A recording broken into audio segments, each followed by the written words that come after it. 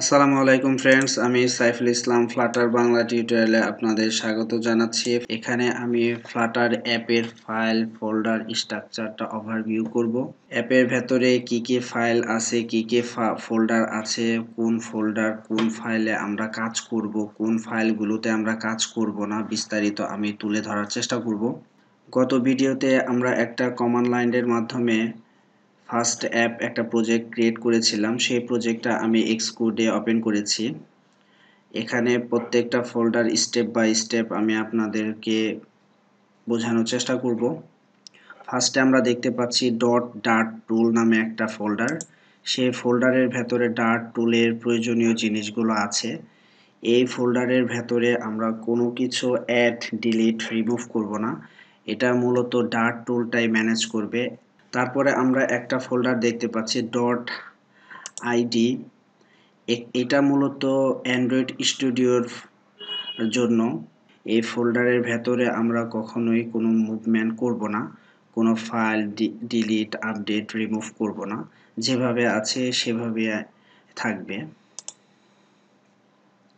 দেন আমরা একটা ফোল্ডার দেখতে পাচ্ছি অ্যান্ড্রয়েড ফোল্ডার। এটা খুবই গুরুত্বপূর্ণ একটা ফোল্ডার অ্যান্ড্রয়েড প্রজেক্টের জন্য। আমরা যেহেতু cross platform one code base Flutter নিয়ে কাজ করতেছি, সেটার মাধ্যমে আমরা অ্যান্ড্রয়েড অ্যাপ বিল্ড করি। অ্যান্ড্রয়েড অ্যাপ বিল্ড করার জন্য প্রয়োজনীয় জিনিসগুলো এই ফোল্ডারের ভেতরে থাকবে। এখানে আমরা তেমন মুভমেন্ট করব না, খুব কম পরিমাণে এখানে আমরা কাজ করব। আর কি কি কাজ করব আমি পরের ভিডিওতে আপনাদেরকে বিস্তারিত বলে দিব। তারপর আরেকটা ফোল্ডার দেখতে পাচ্ছি বিল্ড নামে। এই বিল্ড ফাইলটা মূলত অ্যান্ড্রয়েডের জন্য। অ্যান্ড্রয়েডের প্রজেক্ট বিল্ড করার জন্য প্রয়োজনীয় জিনিসগুলো এই ফোল্ডারের মধ্যে অটো জেনারেট হয়ে থাকবে।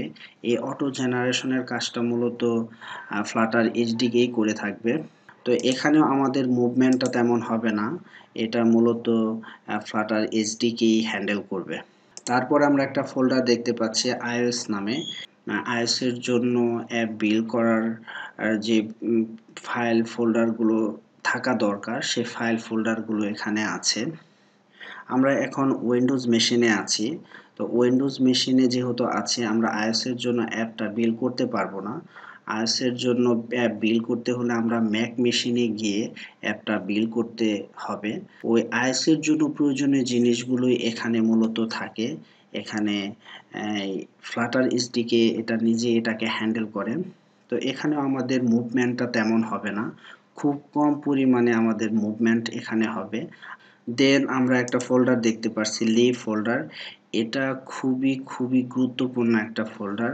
আসলে মূলত আমরা ফ্লাটারের কাজটা এখানেই করব। ধরেন এখানে আমরা 90% কাজ এখানে করব। মেইন ডার্ট নামে এখানে একটা ফাইল আছে, একটা অ্যাপ, ফার্স্ট অ্যাপ বিল্ড করার জন্য। তো আমরা আমাদের প্রয়োজন অনুযায়ী ফোল্ডার ফাইল এখানে রেখে আমরা আমাদের অ্যাপগুলো আসলে বিল্ড করে থাকব। দেন আমরা একটা ফোল্ডার দেখতে পাচ্ছি টেস্ট নামে।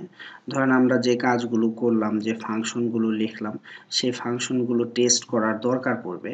সেই স্ক্রিপ্টগুলো আমরা এই ফোল্ডারের ভেতরে একটা ফাইল দেওয়া আছে, আমরা প্রয়োজন অনুযায়ী আমরা আরও ফাইল বানিয়ে, মানে এখানে আমাদের টেস্ট রিলেটেড স্ক্রিপ্টগুলো থাকবে।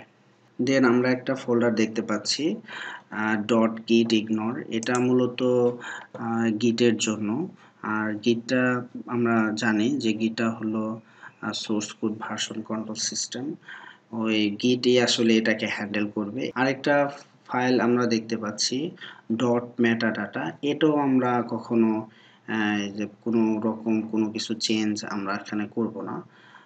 ফ্লাটারের প্রয়োজনীয় কিছু মেটাডাটা টাইপের কোনো কিছু রাখার জন্য সে এটাকে ম্যানেজ করে। আরেকটা ফাইল আমরা দেখতে পাচ্ছি .প্যাকেজ। এখানে আমরা যে প্যাকেজগুলি ইউজ হয় সেই প্যাকেজগুলো ফ্লাটার নিজে এটাকে হ্যান্ডেল করে এবং অটো জেনারেট হয়ে থাকে মূলত। এখানেও আমরা কখনোই কোনো কিছু চেঞ্জ করব না। আরেকটা ফাইল আমরা দেখতেছি আমাদের অ্যাপের নাম অনুযায়ী .iml ফাইল। এটাও কিছু কনফিগারেশন টাইপের একটা ফাইল, যেটা মূলত ফ্লাটার এইচডিকে হ্যান্ডেল করবে। এখানেও আমাদের তেমন কোনো কাজ নাই বা আমাদের আশা লাগবে না। আরেকটা ফাইল আমরা দেখতে পাচ্ছি pubspec.log। এটা মূলত pubspec.yaml ফাইলের একটা লগ ভার্সন। লাইব্রেরিগুলো ইউজ করতেছি সেগুলো সে এখানে এনে লগ করে রাখে। এখানেও আমাদের কখনো আশা লাগবে না বা আমরা কখনো এটাকে কোনো রকম অ্যাড, ডিলিট বা রিমুভ বা কোনো রকম চেঞ্জ আমরা করব না। আরেকটা ফাইল যেটা আমরা দেখতে পাচ্ছিলাম সেটা হলো pubspec YAML ফাইল। এখানে আসলে আমরা কিছু কাজ করব। সেই কিছু কাজের মধ্যে থাকতে পারে আপনার অ্যাপের ভার্সন, ফ্লাটার এইচডিকে এর ভার্সন কখনো চেঞ্জ করার দরকার পড়লে আমরা চেঞ্জ করব। কোনো ডিপেন্ডেন্সি লাইব্রেরি অ্যাড করার দরকার পড়লে আমরা এখানে অ্যাড করব। সেই লাইব্রেরিগুলোর ভার্সন চেঞ্জ করার দরকার পড়লে আমরা সেই ভার্সনগুলো চেঞ্জ করব। আরও এখানে আমরা কাজ করব যে এখানে আমরা কি ইমেজ ইউজ করব সেই ইমেজগুলো আমাদের এখানে বলে দিতে হবে। তারপরে আছে আমরা অ্যাপের যে ফন্ট ফ্যামিলি ইউজ করব সেগুলো আমাদের এখানে বলা লাগবে। তো আমি পরের ভিডিওতে এগুলো স্টেপ বাই স্টেপ আপনাদের জানিয়ে দিব। তবে এটুক বলি যে এখানে আমাদের কিছু কাজ করা লাগবে। দেন লাস্টে আরেকটা ফাইল আমরা দেখতে পাচ্ছি রিডমি ফাইল। এটা থেকে ফ্লাটার সম্পর্কে বিভিন্ন ইউআরএল গিয়ে আমরা এটা সম্পর্কে বিভিন্ন স্টাডি পড়াশোনা করতে পারি। তো এইটাও আসলে মূলত আমাদের কোনো কাজে আসবে না বা দরকার নাই। তো আমি পুরা ফাইল এবং ফোল্ডার স্ট্রাকচারটাকে যদি সামারি করি তাহলে আমি বলবো যে আমাদের মূলত দুইটা জায়গায় কাজ করতে হবে।